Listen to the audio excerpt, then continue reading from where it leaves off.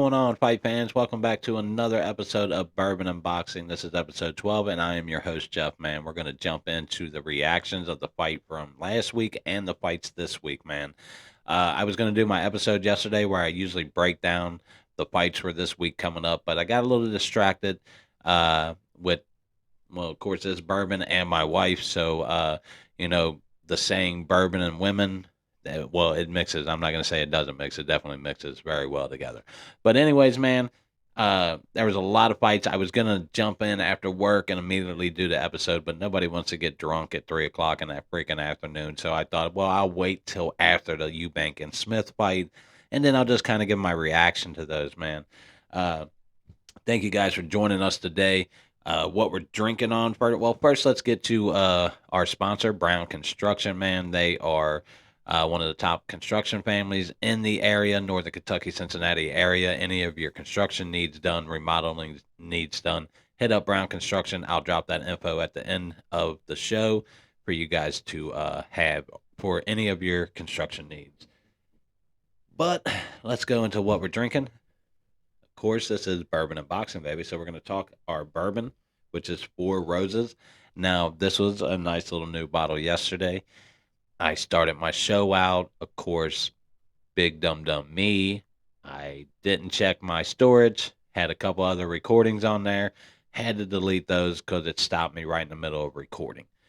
So I'm like, damn it. Well, then at that time, my wife comes home and she's like, "Oh, you got bourbon?" I'm like, "Yeah, I got bourbon." She's like, "You got bourbon?" I said, "Yeah, I got bourbon." So you know where that roller coaster went. It went to 12:40 at night, and there's no way I'm going to do my show at 12:40. So, anyways, man, let's take this shot and let's get into our reactions. Quite a bit to talk about. Four fights, a couple fights over there in London, a fight in Poland, and a fight in the U.S. So, like I said, man, boxing is worldwide, baby. It is everywhere. That's what I love about it, man. You're going to find it everywhere. You're always going to find a fight, even a Monday fight coming up in Tokyo, Japan. Yeah, I know. What the? Here we go, guys. Toast to you guys, man. Thanks for joining me for this episode of Bourbon and Boxing. Thank you, and let's take this shot together.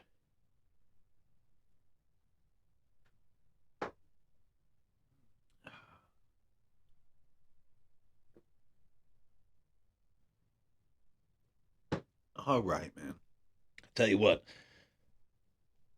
just got done watching that Eubank Smith fight. What a performance by Smith. Really like what he showcased in that fight. A little bit not what people were expecting. The results wise, Eubank looked really good. We'll talk about that a little bit later. Let's jump into the Usyk and Dubai fight from last week, which has been all week long, man. Everybody's been talking about this. I gave my reaction to the fight afterwards. And if you guys watched that, then you know what I kind of thought about the fight, the conditions of the fight, all that other stuff, man. But the big talk was it a low blow? Wasn't it a low blow? And man, honestly, it's a 50-50 results on what people are thinking. Professional fighters, professional analysts, these people are just split down the middle. You know, you got one person saying, man, it was a low blow, another person saying, the trunks were high. The punch wasn't that low. Of course, Eddie Hearns says that the glove, the bottom glove, was 10 inches below the belt line. I don't know how big he thinks a hand or a glove is, but that was Hearns' reaction to it. But, my honest opinion was I didn't think it was that low. I thought it was a clean shot, good shot by Dubai, and Usyk went down. Now, do I think that Usyk wouldn't have got up if there was a count? Like everybody else thinks, Usyk definitely would have gotten up. He's shown that before. You know, that resilience. I think the ref would have started counting. He would have gotten up. All that, blah, blah, blah. I do agree with that, but I don't like the time that the ref really gave him, almost coddling, demanding that he take 5 full minutes. Well, you get 5 minutes, you're going to take 5 minutes. After about 3.5, 4 minutes, Usyk's like, look, man, I'm good. Let's just, start this. And the ref's still like, no, no, no. You're going to take your time. I think, that took a lot of air out of it. Now, would Usyk have gotten up? Yes. But would the momentum went to Daniel Dubai? Yes, it would, because then he would have had Usyk hurt. and he would have probably went in directly with a little bit more confidence, and then really kind of, maybe took that round possibly, and made Usyk kind of wake up, because I didn't think Usyk took this fight seriously. I really didn't. I think he came in thinking I'll box circles around Dubai, and he let his guard down, and he allowed himself to get hit with a clean body punch. In my opinion, it was a clean body punch. Others say it was, some say it wasn't. I'm not going to argue what it was, what I saw, what I thought it was, all that kind of stuff. But I thought it completely took the air out of Dubai, because then immediately after that happens, after he gives him, almost 5 minutes to recover from it, Dubai goes back towards the body. He goes on that attack mode that he would have originally went on if Usyk would have started getting counted, and hey, you got to get up, and then Usyk would have got up. Dubai would have went on that same kind of strategy to attack him. He went back to the body, and immediately the ref, Usyk cries about it. Literally, he cried about it. And then immediately the ref warns him, hey, low, low, low, low. So immediately, I mean, if you're Daniel Dubai, you automatically know they don't want you to win this fight. They're not going to give you any. The odds have already been stacked against you. You shouldn't be in the ring against Usyk. I don't. That's not me saying Dubai is a great fighter, or that he was better than Usyk or anything like that. I think Usyk was the more superior fighter. I just don't think he took the fight serious until after he got hit with that shot. Then I think, okay, he knew that, okay, I'm going to get this guy out of here. And he started kind of boxing circles around Dubai. But I also think Dubai automatically quit after the fourth round. I think once he came into the fifth round, he already knew that the entire game plan that he had for that fight went out the window, man. It was gone. Everything they had trained for I don't know how many months, 6 months, 3 months, 4 months, whatever, it was all gone, because the ref was making sure that that game plan was not going to be established. It wasn't going to happen on his watch. He was going to watch every blow you threw to the body, and you had to worry about being pointed and all that other stuff. So I feel like he quit, and you saw that in him. And I get his frustration, but I think you have to say, okay, if you're not going to let me go to the body, I'm going to go back to the body at some point. But we're going to start going to the head, and we're going to start attacking the head to open up the body. I'm not going to give up and allow this ref to take this fight away from me. He allowed the ref to take the fight away from me. And shame on boxing for having refs that do that, honestly. I'm not a fan of that guy. He was the same ref that was in the AJ fight, where when AJ and Usyk fought, he was in, I want to say it was the second fight, and AJ hit him with a good body punch in around the ninth round. And this was the same ref that called a low blow on AJ and then gave Usyk some recovery time after being hurt. So I'm not a fan of this ref. I think he's a complete homer. He's easily on the take. He's one of them refs that you can pay and he'll do as he's told. But despite that, you had other conditions in the fight that I thought was just kind of weird and a little, little a little unprofessional, honestly. The rain coming in through the roof of the stadium into the ring, definitely hazardous for both fighters. I thought that was kind of a crazy issue that really wasn't talked about. The low blow kind of overshadowed that whole conditioning of what they were fighting in. But anyways, like I said, Usyk obviously was a better fighter. I don't take that away. Yes, he would have gotten up, but it took absolutely every bit of momentum away from Daniel Dubai. And his train of thought was, we're attacking the body. That's what we train for. We see a weakness in Usyk's body. We're going to attack it. That ref automatically took that away, and Dubai allowed him to take the fight away from him. You can't do that. You got to be stronger than that. That's the will of a champion. Okay, I can't win this way. I'm going to win this way. I'm going to find a way to win. Dubai didn't show that. I've never seen that in Dubai anyways. I've never thought of him as a champion. He's kind of been a mystery outside of Joe Joyce, who I think he fought. Joe Joyce, outside of him, he's really kind of a mystery. I don't know much about him.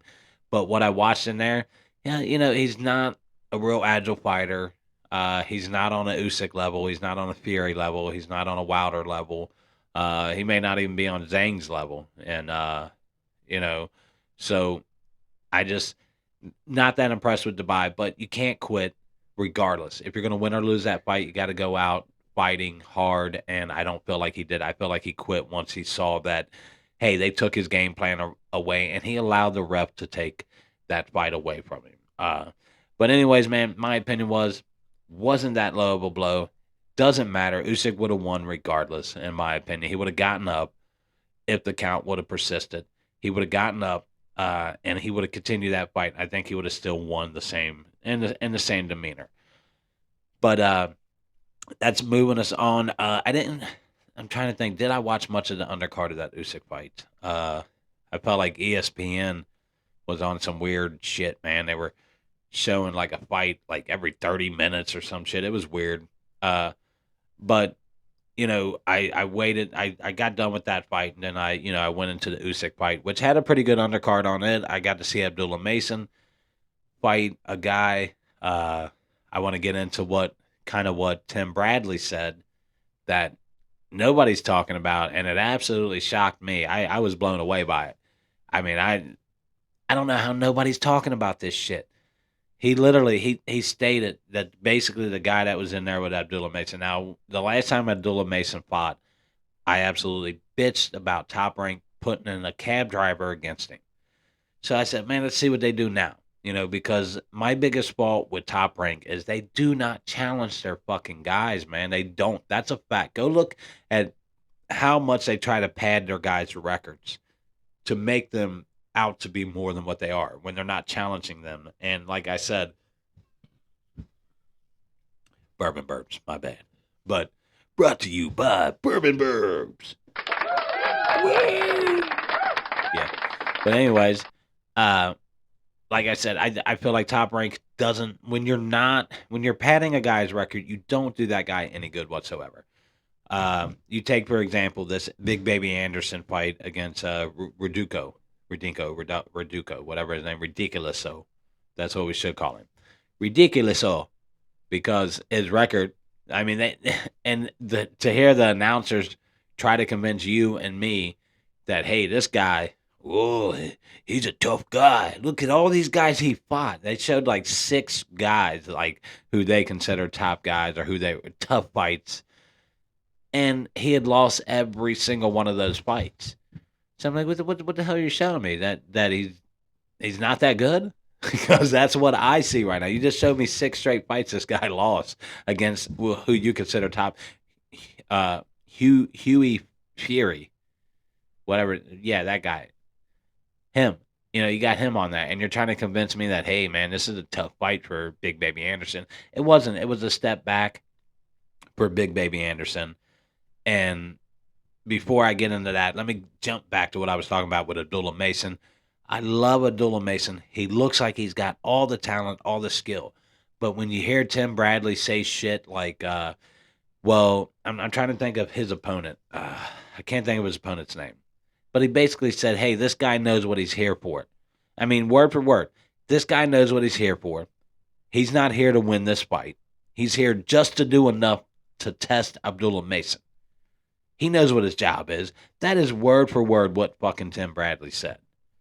And you want to go back and look at the tape, you'll be like, damn, he said that shit. And I don't hear anybody talking about it. And it blows me away to think, so you're putting dive fights on. Top Rank has just admitted that they put dive fights on.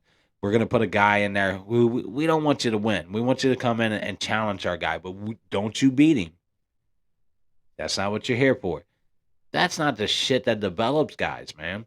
And it's been my biggest gripe against Top Rank is to develop these guys in the right way. Don't pad their fucking record to put more money in your pocket. I don't want to see Big Baby Anderson versus Radinko, who's lost 6 fucking fights to every goddamn body he's fought. Excuse my language. It's ridiculous. And then they wanted to sell that fight. Like, oh man, this is going to be a tough one. No, it wasn't. It was a step back from Charles Martin. He took a step up when he fought Charles Martin, right? He got stunned. He made it through. He continued to fight. He won. He got through adversity. He was challenged. That's what should happen with fighters, man. These guys should be challenged to the point that where if they have to take an early loss or they have to deal with adversity because they're fighting a tough fucking guy, you know, you're doing nobody justice when you're basically setting up the fight to where that guy's not in there to win. You keep putting him against fucking trash cans, and that's a fact. This fight for Big Baby Anderson was a step back. He looked like Big Baby Anderson. He looked good, but he was still doing the lean back. I'm not a fan of that. He's gonna learn from that at some point. I promise you. He's gonna learn from that step back. That you know or lean back, not step back. I like the step back, not the lean back. The lean back is leaning. The step back is your foot back, while being able to still keep your footing in place. I'm not a fan of the lean back, and he continues to do that. But he showcased that hey, he's a tough guy. He's a good heavyweight. I can't put him in my top 10 until he actually fights somebody. He showed adversity against Charles Martin, and I expected him to take another step up with his next fight. Hopefully he can get Frank Sanchez. He's talked about him, and he says, "Hey, I wouldn't mind having that fight next. That would be a hell of a fight. That would be a great challenge for him. A guy like Sanchez. He's going to challenge Anderson to the T, and we're going to see what he's all about when he fights an experienced good guy like that. So I definitely would love to see that happen. And I hope Top Rank stops padding these guys' record. And you can't have Tim Bradley on there saying, oh, this guy's here. He knows what he's doing. He's here to just do enough to challenge the guy. Come on, man. That's the shit I talk about with Top Rank. I love Top Rank. They give me great free fights. Good fights for free. We got the Usyk Dubai fight for free. I got to watch, Eubank versus Smith for free this week. If that shit would have been on the zone, they would have charged me fucking pay-per-view. That's a guarantee that would have happened. That would have been a pay-per-view charge. But I'm about to kill my kids up there. They know I'm recording to kick some ass. Don't make me come up there and combo chop you motherfuckers. What? No, I will. I'll fuck a kid up. I'm playing. Don't call CPS. I won't fuck my kids up. I'll yell at them motherfuckers. I'll yell at them. Can't tell me I can't yell at my kids. What? Do what I want. No, never mind. I got off track a little bit though. But anyways, my issue with Top Rank, is that the shit that they do with not developing guys. And it was weird because Nico Ali Walsh was also on the fight card this week. He took his first loss. His last fight that he had was a decision.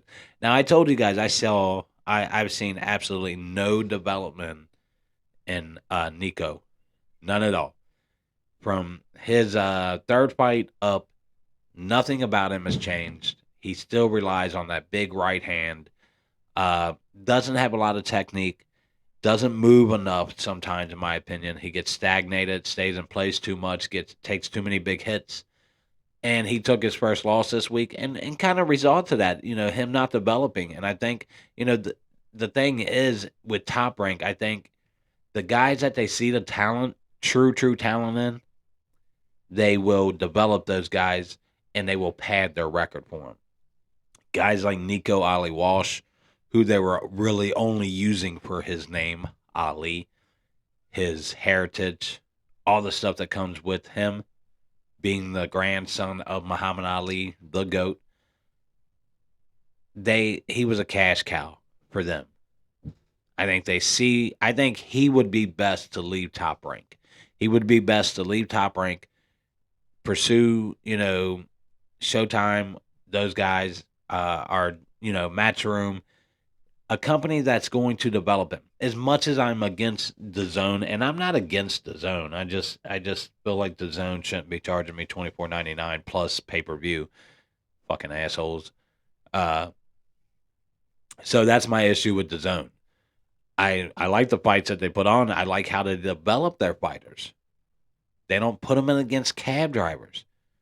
They'll put them in against bets that's going to test them to the T, and they don't give a shit if their guy takes a loss. They want to know what you got, and they want to know what you got early before they start investing all that money into you. Smart business move, I would think. You wouldn't want to know if a guy's good or not. You want to test the guy. I've said it a million times on here. 6, 7, 8, 9 fights in. You want to test the guy, man. You want to figure out where he's at, how tough it is, what his flaws are, what his strengths are, all that, what he needs to build on. Top Rank doesn't do that. So Nico would be best to get away from Top Rank because I see potential in Nico, but I don't see development in Nico. I don't see Top Rank developing his trainer, making him better, more elusive, move around more.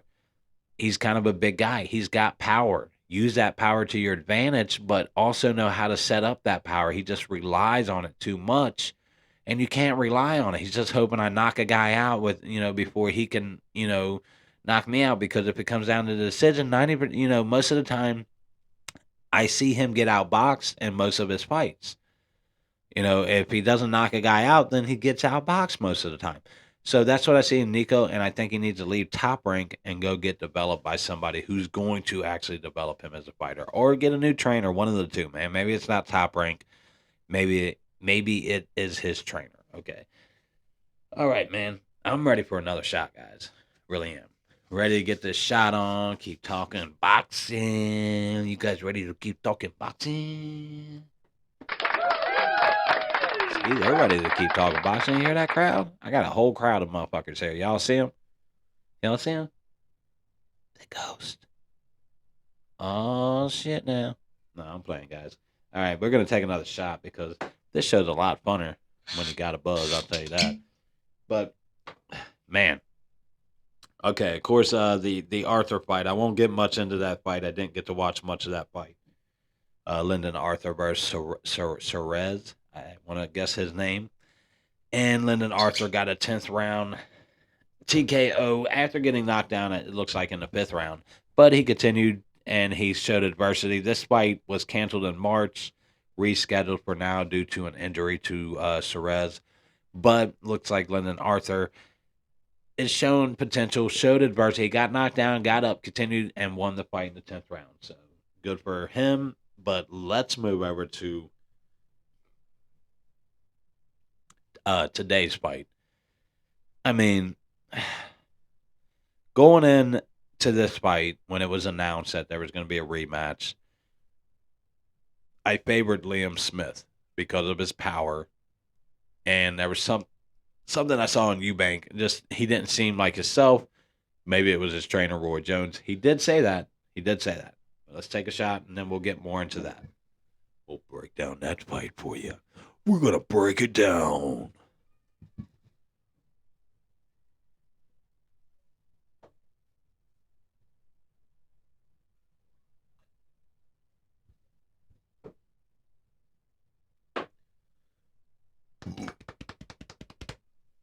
Oh, yeah. All right. How many of you guys watched it tonight? You watching my show? How many of you guys watched the Liam Smith versus Eubank fight? I favored Liam because of his power. I said that. But I watched the press conference, and he turned me off, man. I hate a mouthy fucking fighter. I hate a mouthy fighter. And Liam was kind of being a bully at the press conference. And Eubank, he was being laid back. Okay, whatever, motherfucker, talk your shit. But Smith had a personal vendetta. I don't know the history of these guys. I don't know what the fuck's going on with them. But Liam Smith obviously does not like Chris Eubank. He showed that during the press conference. But it turned me off on him, man. I was like, damn, bro, you're kind of a dick. Kind of being an asshole. I hate that mouthy motherfucking guy. I always like to see that guy get his ass kicked. I really do. The guy who's talking the most shit at the press conference is the guy I want to see get his ass kicked. Unless the other guy said something about his mama, his wife, or some bullshit like his kids. Other than that, why are you being mouthy? I don't like a mouthy guy. Liam was being mouthy. And Eubanks put a motherfucking boxing clinic on him tonight. Going over to Bomac, everybody, all the analysts, they were feeding into what Liam Smith was saying. That Eubank doesn't listen to anybody. He don't care what nobody say. All right, that's what they were feeding into. Liam Smith, everybody was repeating what Liam said. He don't listen to nobody. That's why he ain't going to win. But with Liam being so mouthy, I was like, man, I hope Eubank wins this fight now. I'm rooting for Eubank, the more laid-back guy. He ain't saying shit, just being humble. I like the humble guy, man. I really do. I hate the mouthy guy, man. The mouthy motherfucker is always a guy that gets his ass kicked. He's got to have something to draw attention to himself. Now, during this fight, supposedly, I kind of saw it looked like Liam Smith just wasn't himself with his balance. He seemed to be a little bit off balance. Come to find out, he did roll his ankle at some point in the fight. But what I liked is that he did not use that as an excuse that he lost that fight. He used the weight as the excuse. So, well, I wasn't feeling the weight. It didn't feel right with me. I was like, hey, my Lord, hey, Lord, the weight, hey, boy. He got his ass whooped. Eubank has to feel good because I mean, when I was impressed, man. Really was impressed with what I saw by Eubank. Less, everybody's talking about the ankle issue with Liam. I don't think, regardless. We watched in the first fight. How many people in that first fight thought Liam Smith was winning that fight before he got the knockout? Nobody. I felt like he was being outboxed then, but the only issue in the first fight is that Eubank was being a little overconfident. He was being too, he was trying to be too much Roy Jones. Honestly, he was moving too much and he was letting his guard down entirely way too much. And you can't do that with a puncher like Liam Smith. He's a hell of a puncher. He's got power. He's always going to be in the fight. Even when Eubank was pretty much boxing his ears off, I kept thinking all it takes is one punch by Liam in this fight and it changes the whole fight, right? That was my initial thought. Like, man, I like what I see from Eubank, but man, if he gets caught, he's got to watch getting caught. He was throwing a lot of punches. Looked like he was wearing himself down a little bit, and I thought, man, he's got to watch that getting caught big. But Liam never did kind of release that big punch. I don't know if he just couldn't get comfortable enough to do it. Uh, the jab established by Eubank was nice. You kept hearing his corner, and he was listening the whole fight. You kept hearing Bomac. Use that jab, get that uppercut, jab, uppercut, get him, jab, get in there, uppercut. And he was utilizing both jab and uppercut the entire fight, landing nicely with his jab and finishing with a nice uppercut. Really loved what I saw from Eubank. I had to applaud the young man. Most guys who take a defeat in the manner that he took, getting knocked out, they don't take that well. A lot of guys don't bounce back well. Eubank bounced back like a champ, man. The heart of a fucking champion. That's what I talk about. The difference in a guy like Daniel Dubai and a guy like Chris Eubank. Daniel Dubai feels the odds are stacked against him, so he's just going to quit in the fight. That's not a champion heart. Eubank came back from a huge knockout loss and looked at what he did wrong. What did I do to get knocked out? He felt, okay, Roy's not the right fit for me. And everybody criticized him for that. Everybody said, oh, well, maybe it's you and not Roy because Roy's a Hall of Fame boxer. How can he not be right about what he says? Well, sometimes the guy who is the boxer isn't always a great trainer, just like the guy who is a basketball player isn't always going to be a great coach. You know what I mean? Like that doesn't always transition. You can be a great boxer and not be a great trainer. Teddy Atlas, if I'm correct, he didn't really box, but he was a great fucking trainer. And to this day is a great trainer. Like you listen to what Teddy says, he knows his shit. But, I mean, he didn't really get in the ring and fight that much. I mean, I wouldn't want to fight Teddy. He'd probably kick my ass. Love you, Teddy. Big fan of Teddy, though. Teddy was one of the first, just like, Teddy is the first on everything. Teddy, he will call bullshit when he sees it. Now, I hate to see it, man, because Teddy he's been doing fights for the UFC, and man, he is just talking up the UFC, man. He's making me jealous on how everything is handled over there, how different it is from boxing. But then I had to remind myself that the UFC is a league. Boxing is a sport, right? We don't have leagues in boxing. I wish we did, kind of. I kind of wish we did have an organized league. But at the same time, if UFC is so great, yeah, they put on the fights. They know how to promote a fight, all that kind of awesome stuff. I'll give them that. But these fighters don't get paid shit. You just had a guy get pulled over. I can't think of his name. He got pulled over. He didn't have insurance on his car. A UFC fighter. I mean, a UFC fighter. Are you kidding me? You don't have insurance on your car? I'm a chef. I got insurance on my car. I guarantee I don't make what a UFC fighter makes. Maybe I do actually. I'll take that back. Maybe I do. Seeing some of these guys, salaries. They're the promoting of the shit is awesome. So you have to start asking yourself, okay, they're so great at promoting their fights, bringing the crowds in, making every fight electric, bringing, filling the arena, making it different. So they're making money hand over fist, correct? Then pay your fucking guys so they stop coming to boxing for a payday, bro.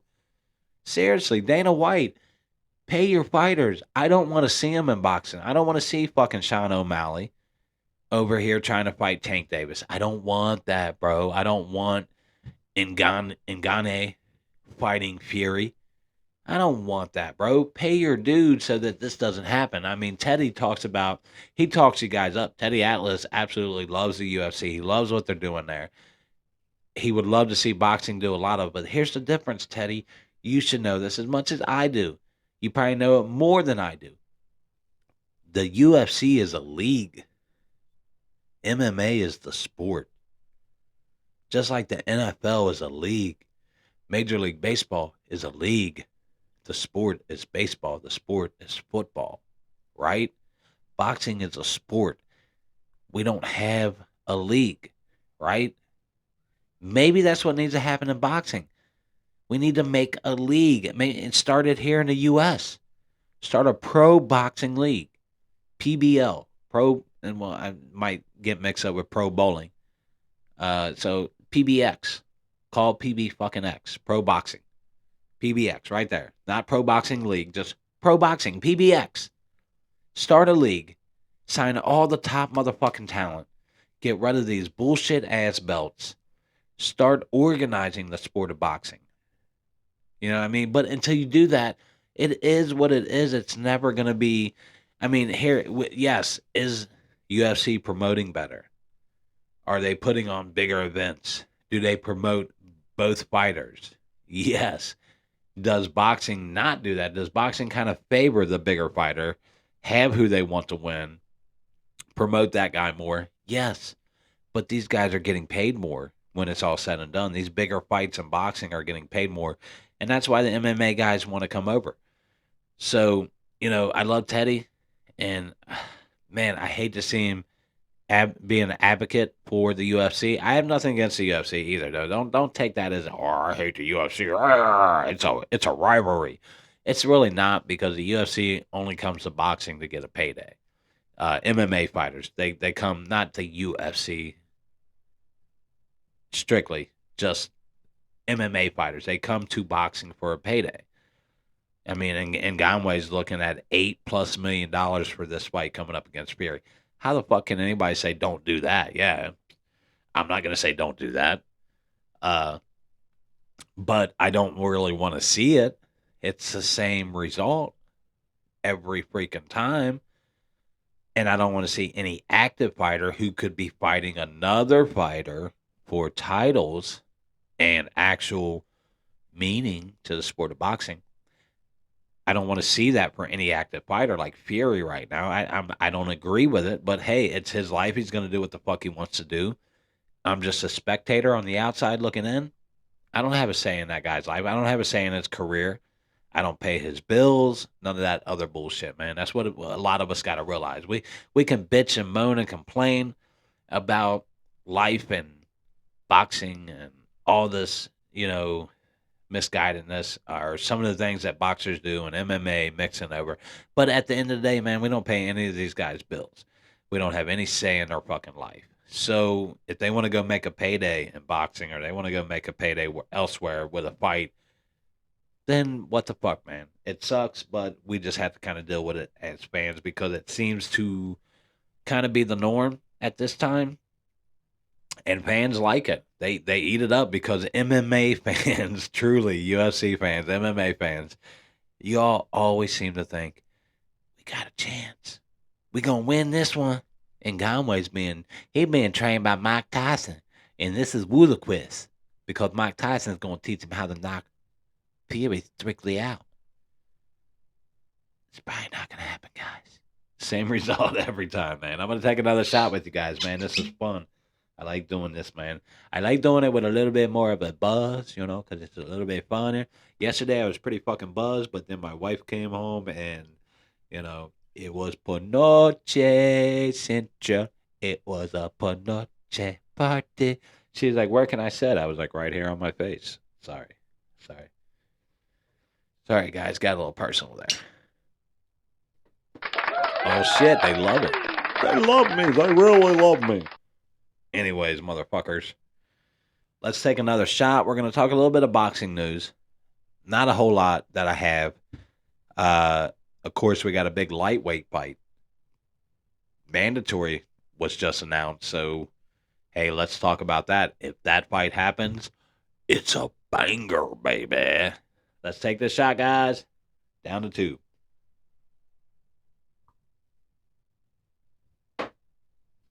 Whoa!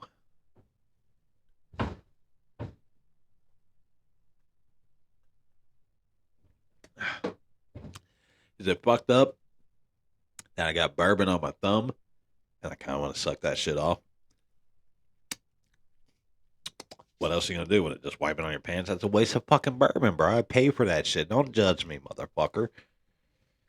Ow! Shit. Okay. Anyways, let's get into some boxing news. I was talking a little bit of boxing news there. But the lightweight has made a mandatory Frank Martin versus Shakur Stevenson. Now, I am super excited to see if this fight is going to happen. It will go to purse bid. Now, you're going to have to bid really, really, really, really high on this fight because Shakur wants to be paid. We all know that. But fuck, man, pay this guy so we can get him in the ring. Pay him. Give him the fucking money. I think, personally, he should have taken that Haney fight. The belts, bro. What are you fighting Frank for? My honest opinion, Bourbon Burbs, baby. Brought to you by Bourbon Burbs. Oh, sorry, guys. Sorry. But anyways, I think Shakur is the better fighter. I think he holds the upper hand in this fight. Frank, I like a lot. Frank reminds me a lot of Lomachenko with his foot movement, his pivots, all that. I think he just needs to punch a little bit more after pivoting. Be less hesitant. And in the last fight that everybody says was a close fight, wasn't a close fight. Go back and watch that fight again. It was not a close fight. Jimenez, whatever his name was, it wasn't a close fight. Frank Martin absolutely controlled that whole fight. Was never in trouble one time. But anyways, everybody tried to make it out like he had a tough fight. I think his style matches up well against Shakur, but I think Shakur being the bigger, more experienced fighter, better fighter overall, will win that fight. But let's be honest, guys. The only fight I want to see Shakur in is versus Neverate, the cowboy, baby. That's the only fight I want to see Shakur in. I like the Frank Martin fight. I like the ideal of this fight. If that's what we got to see, I want to see Shakur back in the ring. He's good, bro. He's really good. But after watching what Neverate did against Oscar Valdez, I feel like he had a more dominant performance than Shakur did. And Shakur's good, man. And I'm a huge Neverate fan. So that's what excited me more to think, oh, shit, is Neverate good enough to beat Shakur? And I think he is. I personally think Neverate would beat Shakur Stevenson. And I am a Shakur Stevenson advocate. I think he's the future of the sport. I think he's the face of boxing in the future. I think he's a future pound for pound fighter. But then comes Neverate. I've been watching him for a while, man. I'm telling you, Neverate is special, guys. If you guys don't believe me, man, go back and watch some previous fights with him. He's a very unorthodox fighter. He doesn't fight like anybody else. His length that he has gives him such an advantage. An unreal advantage, honestly. Like, he can punch you from a mile away with his length. He's dangerous. It's impressive to watch, guys. Uh, but man, honestly, that's the only fight I want to see Shakur in. I like the Frank Martin fight. If it happens, yeah, I'm tuning in. But here's the thing: how do we make that happen? Well, we made the Tank versus Garcia fight. We not we. I got a fucking turd in my pocket. I didn't make shit happen. Top Rank and Showtime made the Ryan Garcia fight happen. Correct. So I would hope they could work again together to make the Frank Martin Shakur fight happen. That's what I would like to see. That would be great. Definitely needs to happen, right? Uh, outside of that, not a lot of boxing news. Hey, Michaela Mayer did get a win tonight. Got a decision, 10-round decision. Outpointed her opponent with the jab. Looked pretty good. All that. Like I said, not a lot of other boxing news on the menu. Of course, we got some big fights coming up. Next weekend, not next weekend, maybe the weekend after. My birthday's coming up soon. I will have a cowboy hat. I promise you guys. I'm gonna have a fucking cowboy hat. We're gonna go cowboy. I'm gonna be the bourbon fucking cowboy. You heard it here first. We're about to have a new host to the show. His name is gonna be the Bourbon Cowboy, and that's gonna be me, baby. That's who I'm gonna be, the Bourbon Cowboy, baby. Cowboy, baby. I'm just playing with you guys. Hey, we're gonna take another shot. We're gonna end the show, guys. I don't want to end the show because I'm having some fun right now, man. I'm really enjoying myself. Maybe I shouldn't take this shot, but I'm going to. Fuck it. It's Saturday night. Some good fights. I watched early in the day. Watching some college football. It's that time of year. I'm a Notre Dame fan. Notre Dame, baby. Woo! Big choo choo train. That's what I'm talking about, baby. The Irish. Huge Notre Dame fan. College football's on. I'm watching Penn State, West Virginia right now. My Irish got a win against Tennessee State, baby. Not a big name, but hey, whoop that ass. Oh. All right. We got to end this show up, guys. Thank you once again for joining me for episode 12. Anything I might have forgot, man, hit me up. Let me know. Feel free. Look at me, dude. I'm literally pouring my fucking goddamn soda into my shot glass. Maybe I shouldn't have another shot, guys. Maybe I should not have another shot. Oh, shit, balls. That really happened. Woo! Almost got a little overfilled there. All right, guys. I'm getting a little tipsy. You guys want to continue to get tipsy with me? Let's just continue this, guys. Why stop? Fuck it. Let's do this.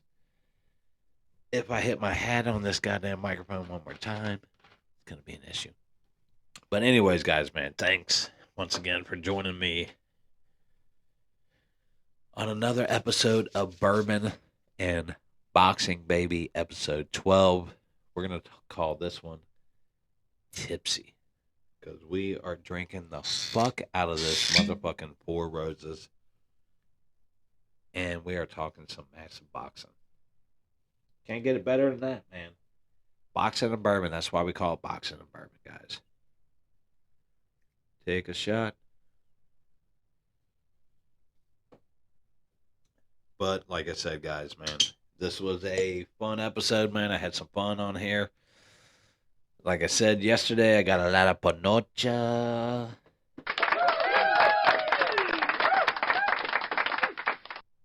If you know Spanish, you know what panocha means.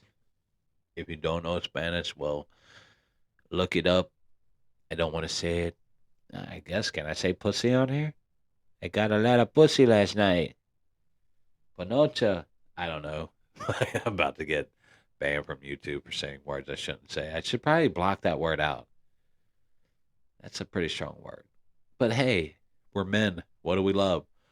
Bourbon, boxing, and panoche. Anyways, man, let's take this shot together, guys.